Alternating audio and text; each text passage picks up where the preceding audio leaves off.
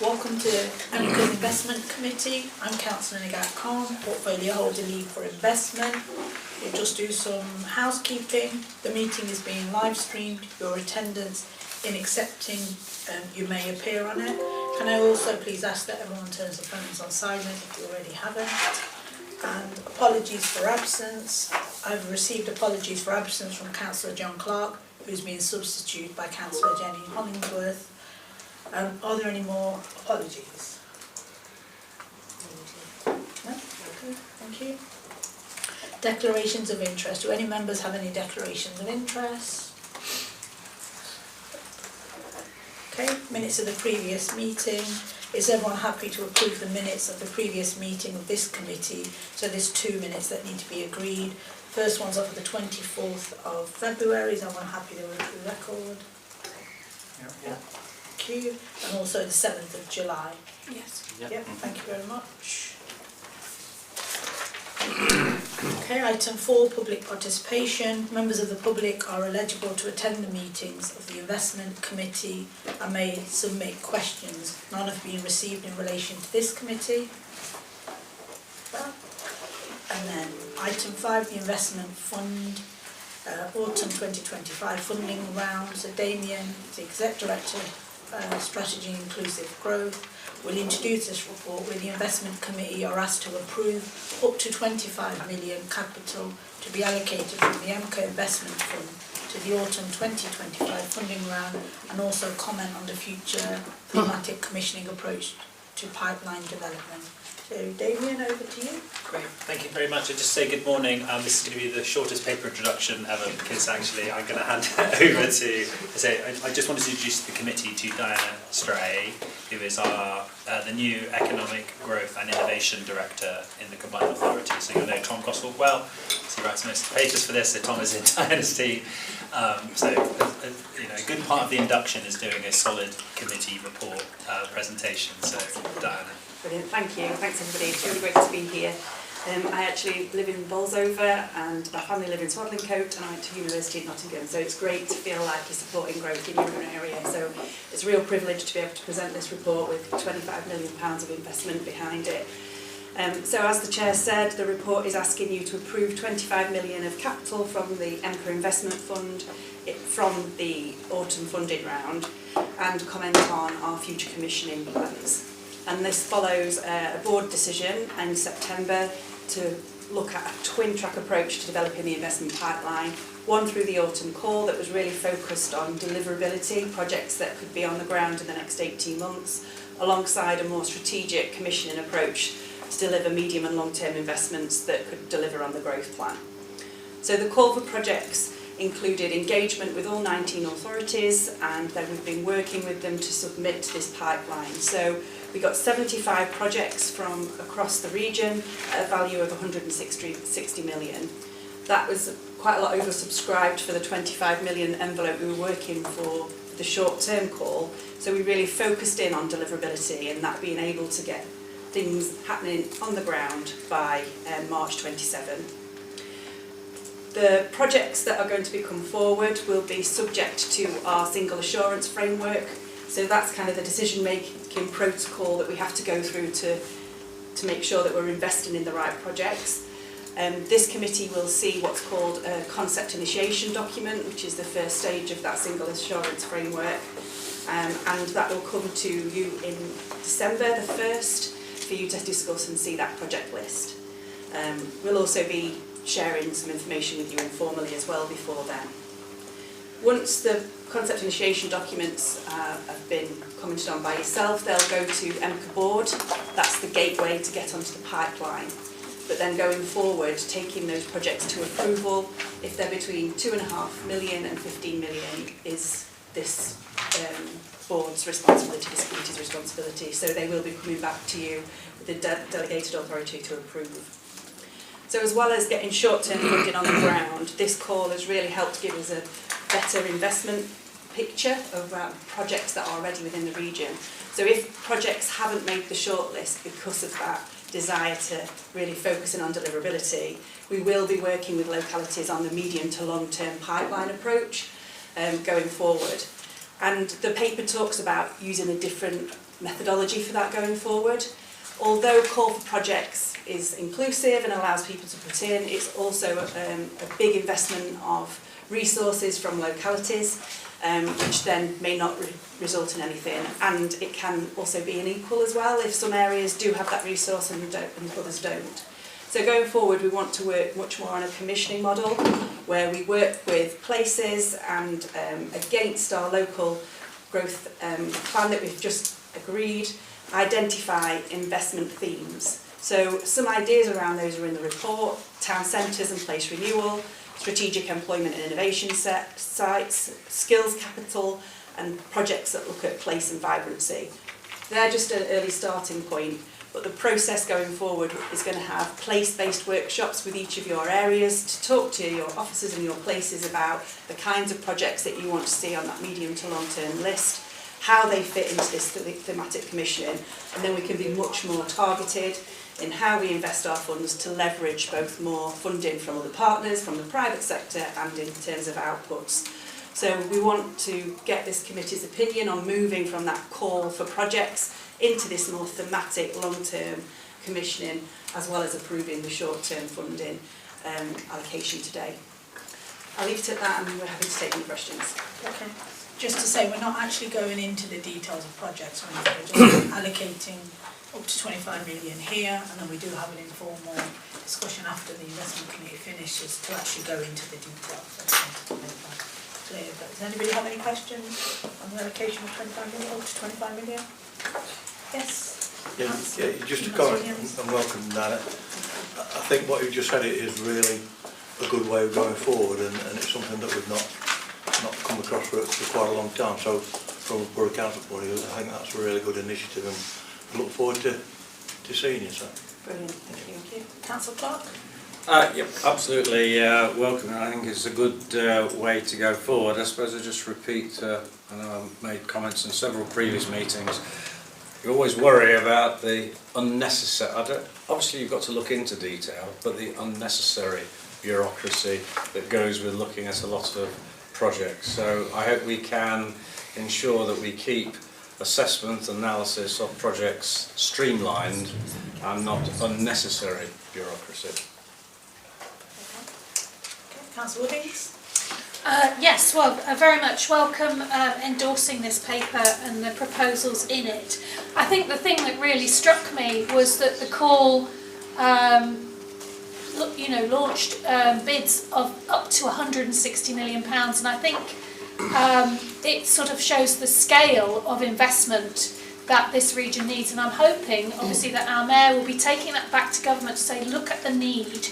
Here in Derbyshire, Nottinghamshire, Derby and Nottingham, here is a clarion call to say this area needs investment, because it was quite a shock to see that we had £160 million worth of bids come forward. I think it would be useful, and I'm sure it's taking place, but if you could just confirm that obviously the bids that were put forward at relatively short notice, although we all had an idea about what sort of things we were going to put forward.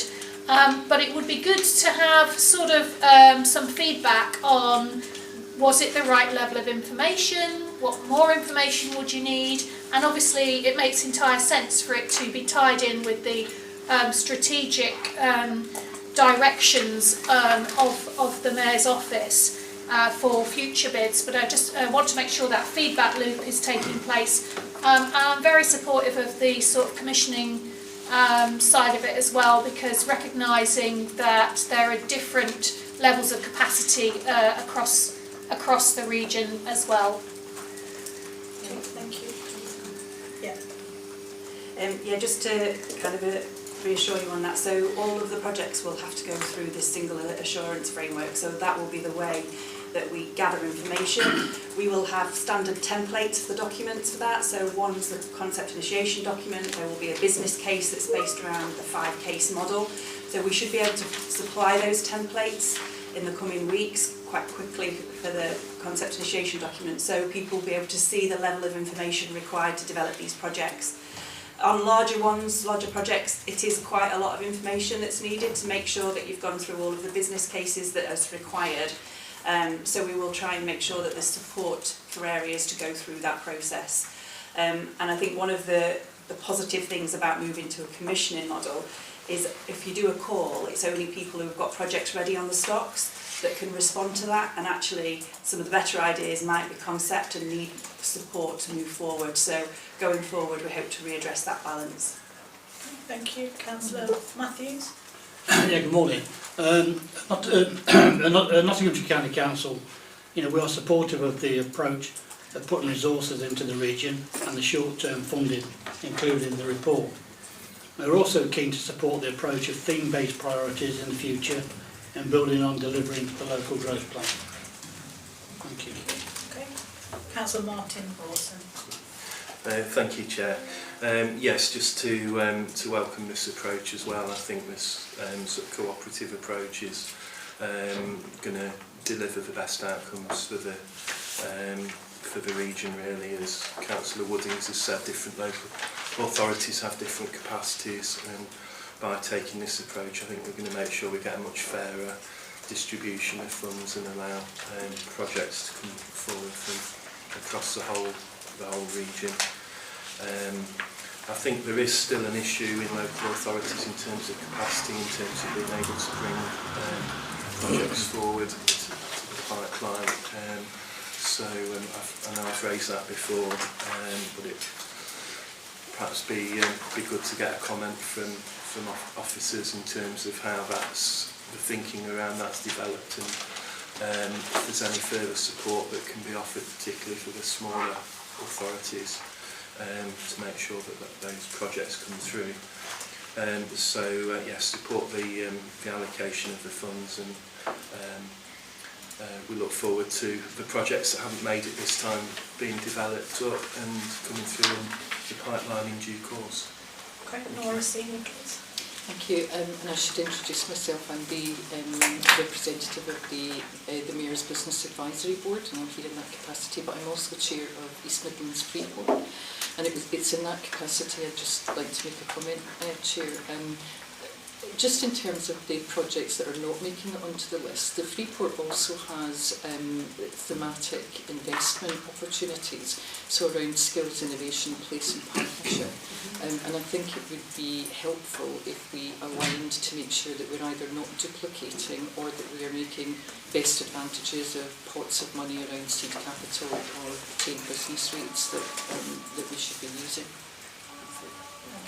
Very clear, and then I've got Damien who wants to come back on Councillor Wilson's question. I think that's a particularly good idea, and I think indicates that this is all about a broader strategy for the whole of the region, and I hope through the thematic investment opportunities and agreeing these broad themes that people will see how it's linked into the Inclusive Growth Commission and the framework that we've agreed. And as we get closer to the Freeport, and indeed to other opportunities for investment taking place in the region, being able to use that framework to direct to where we want to see that growth take place. I'm particularly keen that this will also be something that the public will be able to see quite quickly in their own place-based, whether it's be the town centre renewals or business support. And I think that, again, will show the advantage of having a regional approach to directing investment in the place that's needed, because that ultimately is what we're here to do. Tom?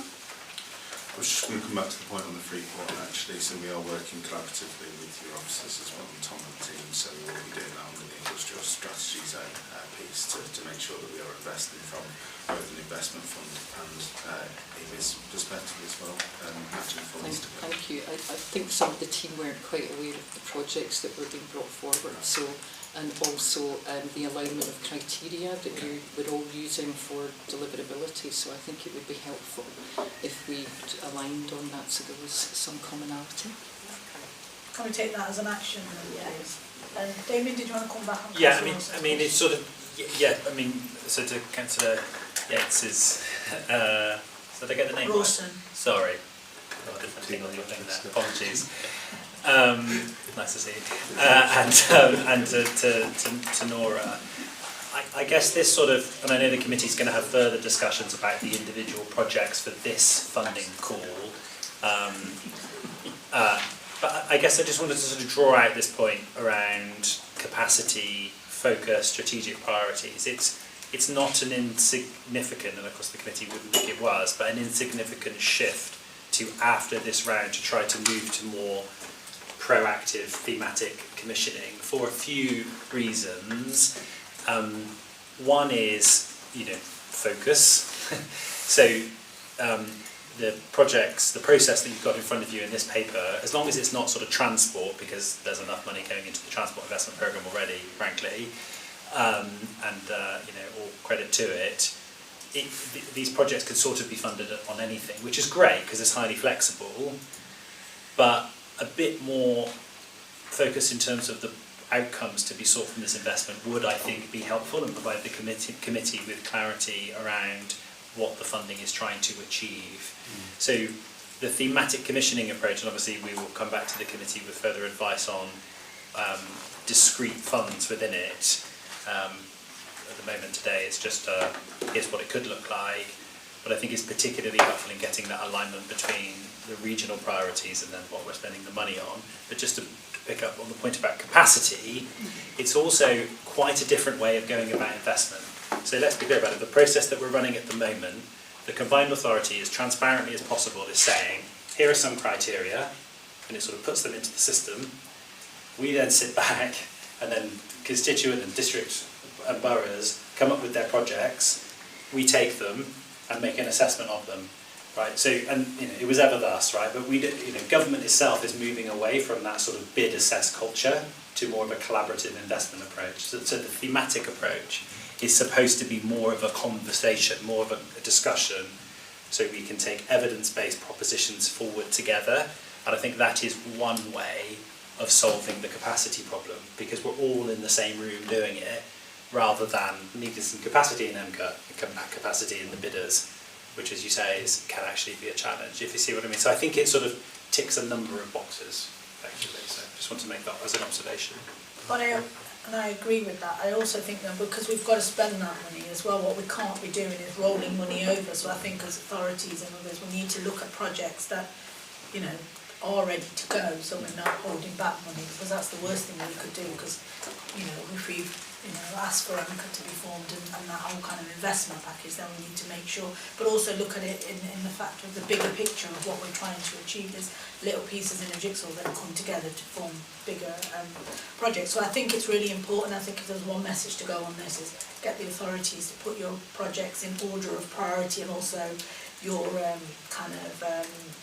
confidence in delivery of them as well, because it's not like I've seen in the past, at regional level, people just think you've got the money and we can say, actually, great, I've got this money and I can roll it over. I don't think we're in that space. So when you're putting projects forward, just have the confidence that you can deliver it, because I'm confident that in other parts of the region there will be projects that aren't delivered, and if the government come up and say to Mayor Clare that, I've got a pot of money that needs to be spent within the next 3 months, to allocate it, we should be ready to actually give as much as you want. We're ready and we'll take that. So it's great that we've got potentially 160 million come forward, but how many of them actually, shovel ready to go? And that's what we need to make sure that we're known as a place that delivers. Okay, brilliant. So there's 2 recommendations. Everyone happy to accept the 2 recommendations? Thank you. We move on to item 6, is the Investment Fund Capital Programme update. Can I ask Tom, who's the head of Investment Strategy and Programme, to update the committee on progress of the programme of 6 investments in the capital pipeline funded by the Investment Fund, which was agreed at the EMCCA board in March, and the next steps for their delivery. Over to you, Tom. Thank you, Chair. So just as a first point of clarification, we've got 6 in one hand, 5 in the other in terms of the projects that have come forward here. As you know, we agreed and got approved 6 projects at the EMCCA board in March of this year. This project paper only lists 5 of them, and that's due to a change in funding tact and mechanism with regards to the Trent Supercluster project. That funding is a revenue allocation now and is coming through a different funding pot, so isn't considered as part of this capital investment fund summary. The amount of funding towards the project still remains the same, it's just coming from a different pot, so it wouldn't be referred to within this paper allocation. So that's why this isn't included here. Really, the paper's looking to just give an update as to where projects are and where the progress has taken place on them so far. I could take you through an individual sort of idea of a summary of where all the projects are at. So the Derby City Centre Development Enabling Project, which was looking to bring forward a certain quarter of Derby City Centre and help to do some of the unlocking and enabling infrastructure for further private sector investment and development, has been working through a master planning process today. They have now adopted the master plan, and the grant funding agreement is nearly ready to be signed at this point in time. It's expected to be agreed between ourselves and Derby City Council as we speak. This will enable the capital infrastructure works and the enabling and development works to take place early next year. So we're starting to see some movement there. that project needed to go through its master planning process to absolutely make sure of the specific areas that it wanted to invest in. So we should be seeing fairly early movement with regards to that in the coming months. The Infinity Park Derby Research and Development Facility is looking to take the former Nuclear Advanced Manufacturing Research Centre and convert that space into prototyping and enabling infrastructure space for innovation projects on the investment zone site at Infinity Park Derby. So £1.5 million intervention at the site there. There's been some movement with regards to a lease issue on that building, which has now been resolved as of about 2 or 3 weeks ago. The University of Derby have taken on the leasehold there. Progress with the contracting and development is taking place as we speak, and again, contracts should be with us any day now. This one will move fairly quickly into delivery and fit out and reconstruction of the space in November, and we're actually hoping for the occupation of the end user and the activity around innovation and development and prototyping research spaces to start in March of 2026. So that's a really good catalyst in terms of the investment zone site, showing another facility that wants to take forward sort of high quality and contemporary research of that site and build the foundations for growth around the investment zone programme. The South Derbyshire Growth Zone project, which is looking at £1.5 million towards building the business case and the pre-development costs around the new junction link road off the A50, has been progressing. We're in the process of coming to an agreement on the grant funding agreement there. Progress really on that one is that the levelling up funding announcement came earlier this year, which has granted a significant amount of money to look to bring that project forward for development. We're currently working as part of the overall Infinity Park and South Derby Growth Zone master planning work to bring together the package of infrastructure works to be able to deliver that link road, which will unlock the major housing scheme of the South Derby Growth Zone alongside the Infinity Park investment zone site. So a really key sort of piece of infrastructure and asset generation that's going on there.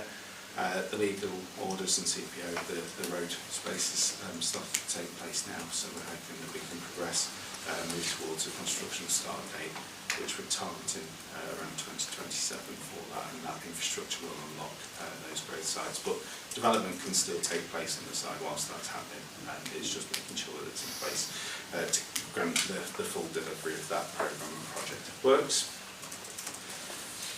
The next one is the Avenue Southern Access site, which is £1 million of funding from ourselves.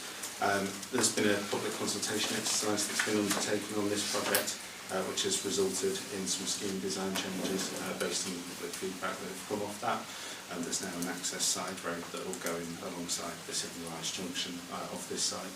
The scheme design has been changed slightly, but we're at a position where we're coming towards the grant funding agreement being signed, and the detailed design and procurement of the contractor is going to sort of take place in the next 6 months or so. So we're starting in quarter 2 26-27, and that unlocks the further housing, land and employment side off the back of that delivery, and helps us to sustain the last level of delivery that site needs to do. And then the last one is the Broadmarsh Enabling Works project.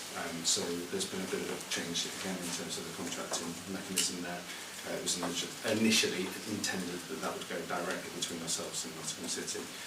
It's now happening that it's going with ourselves and Home Singing because they've been announced as the delivery partner of that site. And we thought it's a cleaner, cut way to do that, where they're looking to deliver that will go directly into contract and hold them with regards to that. So we're looking at commencement of the initial project site works taking place in quarter 3 of this financial year.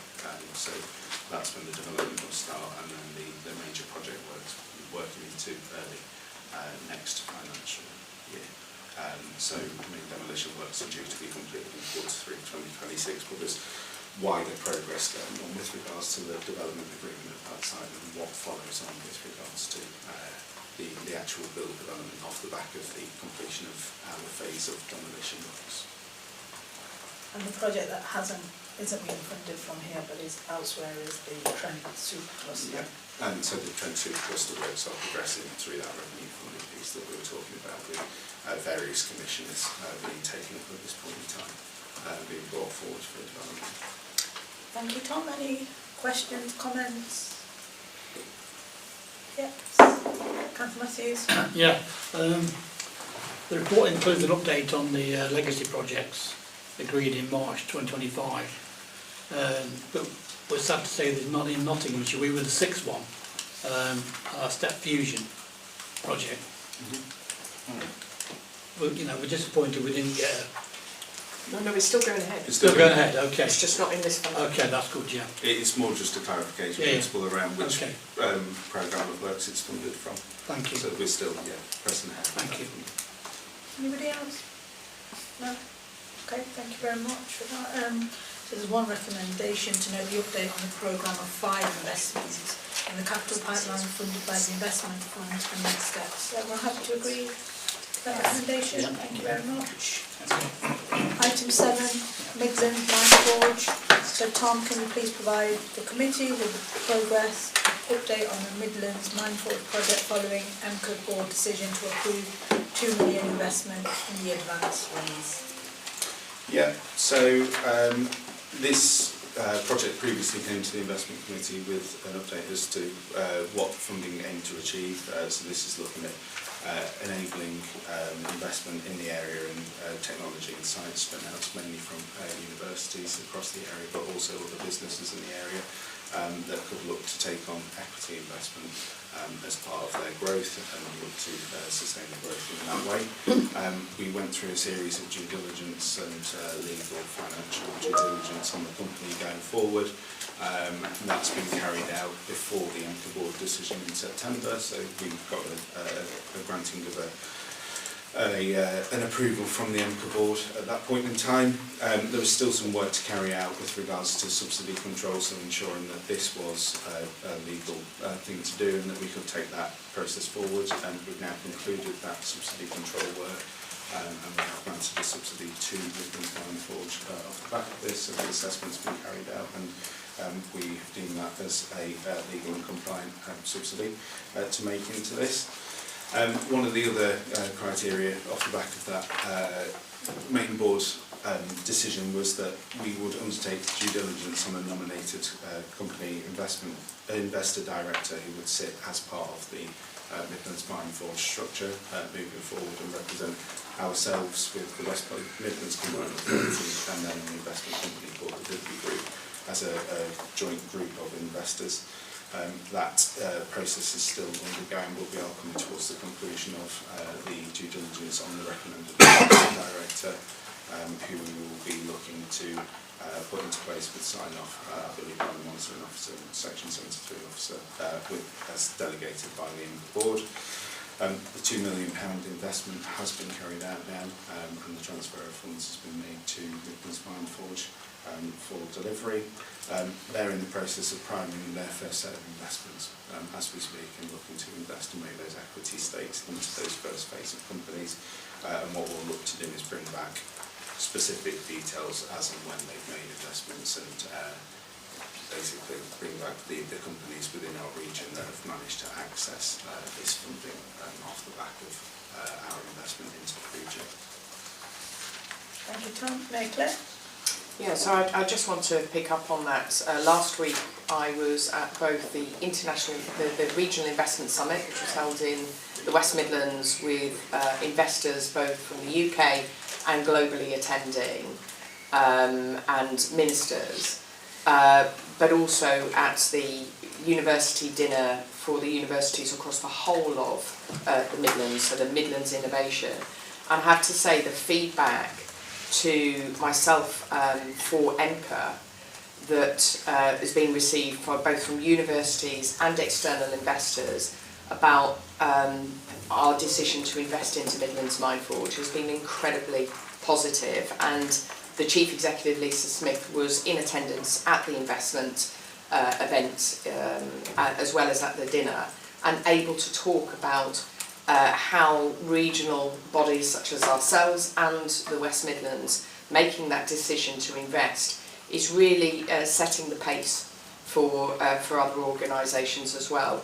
And there was a significant amount of interest in what she had to offer on behalf of Midlands Mind Forge. So I think it's really positive and shows that wider discussion that we're already having when we can attend an international investment or regional investment summit as a broader family. So having the Freeport in attendance with us as part of that team, Midlands Mind Forge there, so each of them independent organisations but working collaboratively with us to bring investment into this region and to invest into things that were going to be great for this region.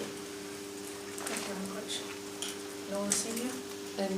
Can I just ask, how much investment has Mindforge managed to attract? And are there any conditions or criteria around the amount of equity stake? Because a lot of spin-outs are now reluctant to take university equity investment because they want such a big percentage. So what is happening is that a lot of these spin-outs are now going to get funding elsewhere. So I just wondered on both of those, do you have any comments? I'm unsure from a confidentiality perspective whether we can disclose the amount and the advance rate in the public forum and the level of equity investment that we'll be able to take, but we can feed the question back and the answer back to you outside the meeting. Anybody else got questions? Yeah, Martin Wilson. Thank you. Yeah, this is very much to be welcomed, and it's good to see it progress so quickly from our discussions at the last meeting. It was just to ask really whether there was any, I know it's not expected for there to be any financial return to EMCCA, but whether some of the investment was taking the form of loans or equity returns which could then be reinvested into future projects to sort of keep topping the pot up and helping Mindforge to continue to invest in new projects going forward. Yes, so they can continue to reinvest the returns made on these investments going forward, and that is part of the intention of what we're looking to do as the vehicle. So when they make the exits in the companies, they retain that growth and keep it moving back into the regional ecosystem. And if I could add, I mean, the primary intention of our investment is as a non-treasury investment in the sense that we are not looking for a return, we're looking for that to be, as Tom said, recycled. Just a small point, I was very pleased to hear that you're close to appointing a director. I assume that director will give regular reports back to this committee. Will that director be actually invited onto this committee? I wonder, will it just be reports back, or I'm pleased to hear that we're close to selecting somebody, of course. I just wondered. I think we will be doing the reporting back off the reporting that we get from the investing director. Okay. Anybody else? I'd probably just add securing the event. Oh, sorry, Councillor Matthews. Yeah, we're really pleased that there is good progress being made and that the advance raise target has been met. We're also keen to receive what is happening and of course to see how it benefits our region. We would encourage having some good news stories and case studies shared if possible. And I'm also pleased about what the Mayor said about the universities. As you know, when I came last time, I'm really keen to involve the universities. They're the future of all the young ones and the progression going forward. So well done. Councillor Matthews, that's exactly what I was just going to say, so thank you very much. Okay, I don't need to ask that then. So if there's no other questions, there's one recommendation to note the progress of the Midlands Mind Forge project. We are happy to note that. Yes. Thank you very much. Move on to item 8, early stage angel investment fund. So Tom, to provide an update on the investments made under the 4 million early stage angel investment fund, first established by the D2N2 LEP following its transfer to EMCCA. to me again, sorry. So just to give you a bit of history and context to this one, this was, as the Chair has just said, a £4 million investment made by the D20 Local Enterprise Partnership, which was formally novated over to EMCCA in the transition from the land closure down into EMCCA. So really, this project was brought about by a tasked access to finance group that the LEP set up, which was basically looking at issues where local companies could not get hold of equity investment, or they couldn't access growth funding outside of traditional sort of bank loans and other grant funding ideas off the back of that. That group had multiple stakeholders from business itself, from the British Business Bank and from other areas like academia and business support groups, as well as the local authorities across the area. It came with the idea that we wanted to look to bring forward around about a £4 million investment package and go and get a fund manager who could look to bring forward growth off the back of that approach, and actually help companies within the Derbyshire and Nottinghamshire area specifically get access to finance from an equity investment estate. It's been disproportionate in terms of the amount of equity that they can get their hands on compared to businesses in other areas, and this very much works in complement to the Midlands Mine Forge investment that we're looking at, but isn't specifically tied to university spin-outs off the back of this. That's where the differentiation point comes in. We undertook a procurement process to bring forward a fund manager through a limited partnership agreement, and we have a company called Hatch who are located in Stamford and Lincolnshire, who came forward to deliver this fund on our behalf after we've made that initial investment case to them. They're an experienced company looking to do this, and they do this with their own funds, and have put in collaborative funds with British Business Bank and other investors across the region to try and deliver not necessarily similar things for the Derbyshire and Nottinghamshire area, but across the UK. We have been in place with them since 2024. We have now invested in 4 companies across that time period, with investments anywhere between £50,000 up to £250,000, which will be co-funded and matched by Hatch's own investment pots, to take forward ticket sizes of around £500,000, ideally, when we're investing in these companies. We have a subsequent follow-on investment which is ready to be released into one of the companies where they've shown the signs of growth, and they want to follow up with that investment, so that can take place on some of these projects. The other thing is we've got another new investment lined up which has worked its way through Hatch's investment committee themselves in the last week or so. So we'll be looking to make the payment and bring that equity investment into place going forward, and deploy that into the company across the area. We are, at the moment, we've got a pipeline of companies that are coming through their investment process, and they're working through that. They are finding that initially the fund was slow to pick up traction, but actually we are referring more businesses to them, and other areas, sort of other business support areas, sorry, are more in touch with the fund, and therefore recommending new companies through to them to look at investment and equity into these companies. The companies that are targeted by this fund need to fit certain criteria really, so it's pre-seed or seed investment, it's 6 to 24 months old companies, and they have to be located with headquarters within Derbyshire and Nottinghamshire to target that investment. Again, similar to the Midlands Mine Forge thing, what we'll be looking to do is bring back specific details on who the companies are, what the kind of things they've done, and actually I think from a case study perspective, how this equity investment has benefited them to move forward with their growth and sort of bring forward the development of the companies themselves. But at the moment we've got 2 companies invested in Derby, 1 within the Derbyshire region, and then 2 within Nottinghamshire, if you include one that's looking to come forward through that investment committee structure in the next couple of weeks or so. So it's showing good progress. They're expecting full commitment of the fund by 2026, and then we'll be looking at our structure and how we take the programme forward to either, again, reinvest the rates or take a return off this fund once it's been committed, and the exit strategies for the companies undertaken. Thank you, Tom. Just welcome the progress made, and it's positive to hear there's a healthy pipeline of identified SMEs.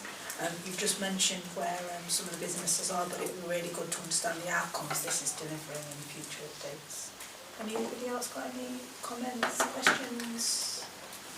I think actually just one thing from me is if the board and others and officers are meeting with these kinds of companies and they know people that are looking to grow, then pass them through the referrals process and we can see if they fit the criteria, pass them through to the fund manager and they're more than sort of happy and welcome to hear from them and see if they are ready for that investment and can be taken onto that pipeline. So as an action, can we send us the details of how to do that? Thank you. Councillor Martin Wilson.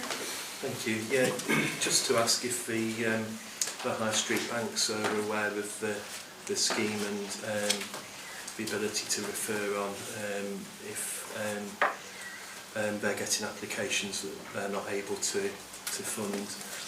This may be a good route for some of those. Okay, anybody else? No? Okay, there's one recommendation to note progress with delivery of the early stage angel investment fund. The committee happy to accept that?